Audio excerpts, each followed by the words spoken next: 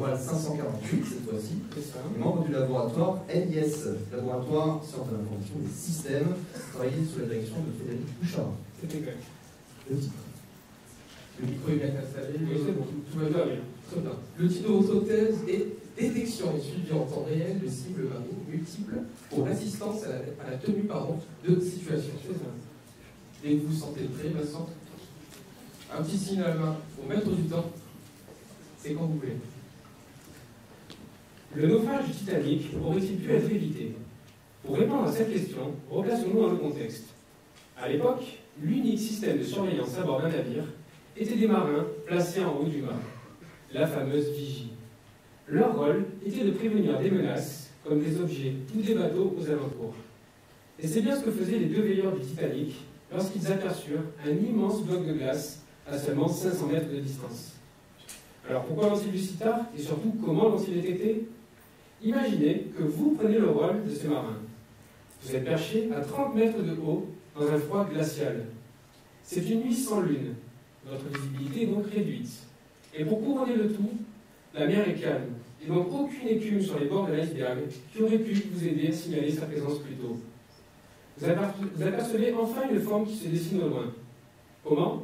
Grâce à la capacité de votre système de vision, c'est-à-dire vos yeux, à différencier le fond de la forme.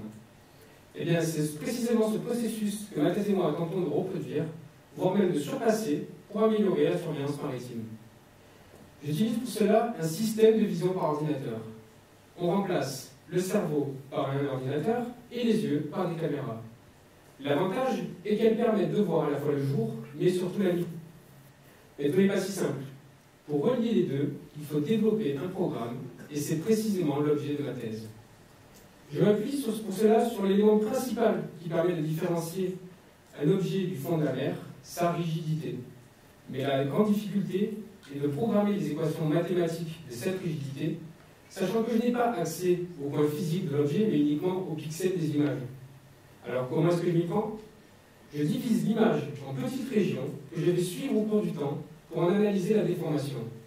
Une région correspondant à un objet sera quasiment la même que je la regarde maintenant ou 5 secondes plus tard, alors qu'une région correspondant au fond de la mer aura beaucoup plus varié du fait de son caractère liquide. Au final, j'obtiens les positions des objets dans l'image que je vais pouvoir suivre, identifier et en mesurer le niveau de menace. Alors avec un tel système, le naufrage du Titanic aurait-il pu être évité? Celui-ci n'a malheureusement pas pu éviter l'iceberg en 500 mètres de distance à cause d'une erreur humaine. En revanche, avec la technologie actuelle, nous sommes capables de voir des objets à plusieurs dizaines de kilomètres.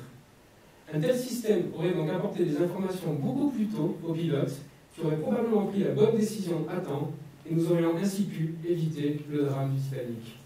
Merci.